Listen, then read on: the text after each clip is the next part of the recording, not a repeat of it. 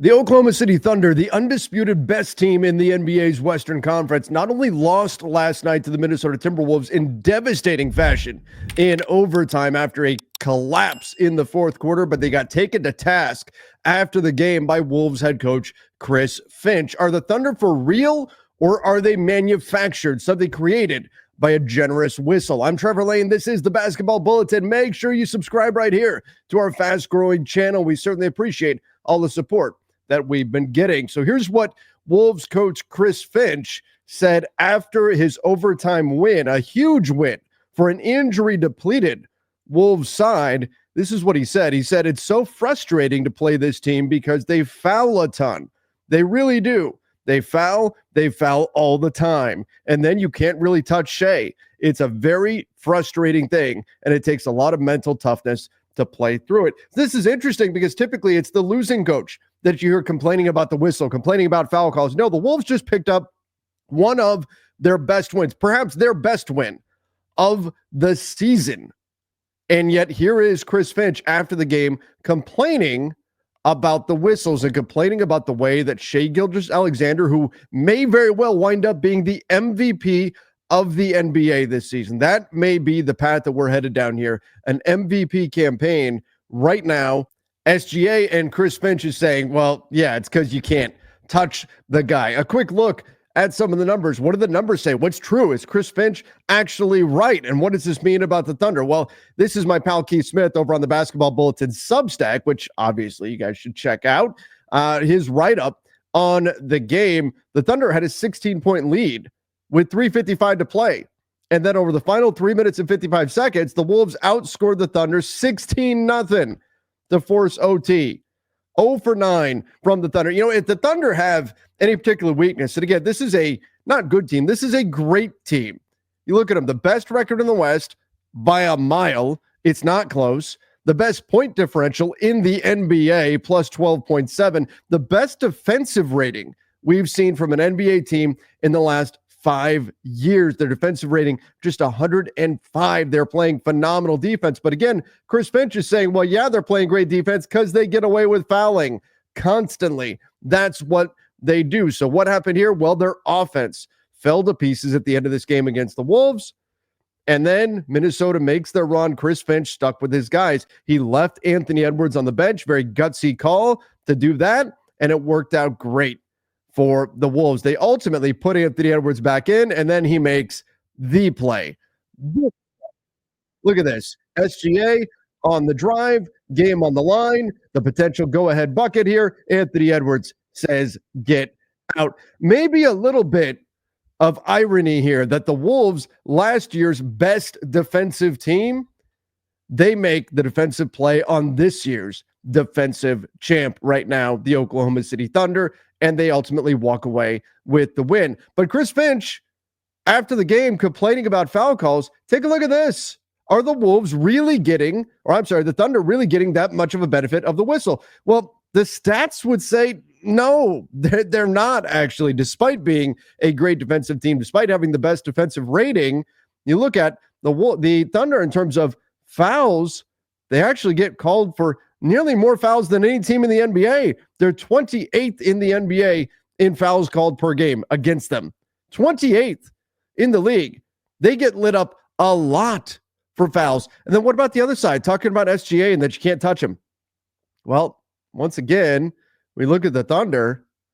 Oh, there's OKC. 25th in the NBA in fouls called for them. So that means the Thunder are getting more whistles against them, more foul calls against them, than more calls for them in any particular game. Now, does that mean they're not wrong? No, I mean, the Thunder could be fouling 100 times in a game. And if they're only getting called for 20 of them, well, then that's a lot of calls that they're getting away with. And you know what? I think that Chris Finch does have something to that, but it's also the sentiment of the team that is not the aggressor, that is the team being pursued on the defensive side of the ball. That's the team that tends to feel like the other team's fouling a lot. And the Thunder, more often than not, are the aggressor defensively. They play a very aggressive brand of physical defense, particularly on the perimeter. They can get pretty active with their hands, and that creates a situation where the opposing team constantly getting hit by turnovers and things of that nature. You look at the Thunder, number one in the NBA in steals. That's a frustrating experience. And so teams will feel like, oh my gosh, they're fouling us all the time. I think the Thunder just play a very good, very physical brand of swarming defense. Do they get away with things sometimes? Yes. But guess what, Chris Finch? That's life. That's life in the NBA. That's what happens in the NBA when you play an aggressive style of defense. The aggressive team tends to get the benefit of the doubt when it comes to the whistle. Now, what about SGA, though? What about Shai Gilgeous-Alexander and his whistle? Does he have a point there? Again, the Thunder as a team don't actually get to the free throw line that much, and as a team actually get whistled for a ton of fouls. So does Chris Finch have anything accurate here about SGA? Well, yeah, but I mean, he's not number one in the NBA in fouls per game. SGA, 9 free throw attempts per game right now for him. So I think that's something worth noting there. He is getting to the free throw line quite a bit, but still, SGA is not number one. Giannis is. SGA is number 2, but SGA also has the ball in his hands a ton. He's got the ball in his hands a lot. He's doing a lot for this team. He constantly slashes to the rim. Does he get a bit of a beneficial whistle? Yeah, I think he does. And I think part of it simply comes from this. You look at SGA, he's got a usage that is the 5th highest right now in the NBA. And a bit of that's a misnomer because James Wiseman, he's been out much of the season, so you can kind of take him off, figure he's really number 4 in terms of his usage rate. He's got the ball in his hands a lot. He slithers to the rim. He's very difficult to stay in front of, but he's also very small. When we look at Shai Gilgeous-Alexander, you look at a guy that's bigger where you get the Shaq effect. That's not going to happen with SGA. The Shaq effect being where a guy is just so big, so strong that they get fouled a lot and refs don't see it because the guy doesn't react because players just bounce off him. That happened to Shaquille O'Neal all the time.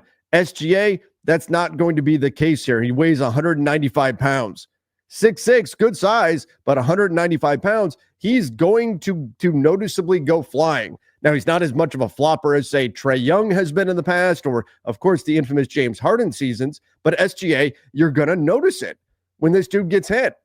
And so that, I think, is part of it. Can he be a bit of a foul merchant? Sure, but we've also seen worse in the NBA. So 2 things. What's true? Is OKC somewhat manufactured by the fouls that they get, the whistle that they perhaps enjoy? Well, the numbers say otherwise. The numbers say they're not. Does SGA get to the free throw line a lot? Yes, but he's also one of the highest usage players in the NBA. So if the numbers don't back up what Chris Finch is saying here, is this just frustration over the fact that the Thunder play great defense and do a great job forcing turnovers? Perhaps. But I also think when we look at the standings, this is Chris Finch getting it a little shot right now to set things up for the postseason. Look, we don't know how this is all going to play out, but it's possible that the Wolves right now, sitting in the 7th seed, it's possible that the Wolves wind up at some point matched up with the Thunder. Look, the Wolves were a Western Conference Finals team last season. So are the Wolves potentially preparing for that? That in the postseason is where the whistles are really going to be under the magnifying glass. So is this Chris Finch just kind of putting it out there? Hey, this team fouls a lot. They get away with a lot. Shai Gilgeous-Alexander has a great whistle. Maybe just kind of planting the seed a little bit in case these two sides play each other. Because let's face it, the Wolves can play very physical branded defense as well. But interesting that Chris Finch is complaining after a win for his side. Typically not what you see. But that bigger picture, I've got a lot of people running around right now saying, oh, see, this is it. See, this is it. This is proof right here. The Thunder are not a contender. They're not real. They're fake. They're fraudulent. This team is not playoff ready. And here's the problem with that. Last year, the Thunder got bounced in the second round. And so that's stuck with a lot of people.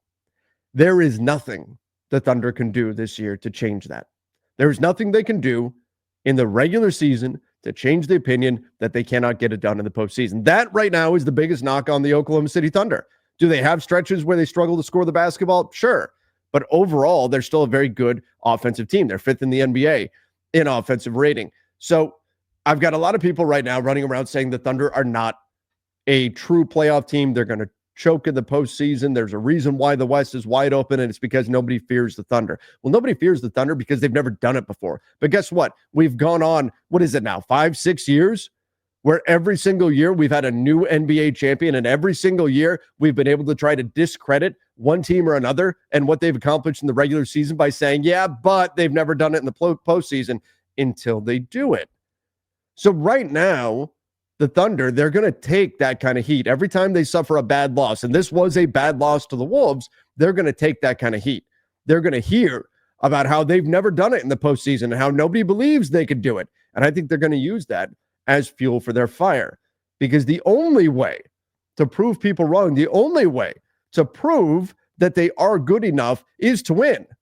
That's it. Nothing they do right now in February is going to change that. And every time they lose, they've only lost 11 times all season, people are going to come out of the woodworks, say that this team is simply not good enough. And you know what? One of two things is going to happen. They're either going to be proven right or they're going to be proven wrong. And it's up to the Thunder and the rest of the Western Conference to figure out which way that ultimately is going to go. But what do you all think? Are the Thunder as good as their record, as their point differential, as their defensive rating, as all of that says they are? Is it just that simple? They have the best defensive rating in the NBA in the last 5 years. Defense wins championships. Therefore, the Thunder are winning a championship this year.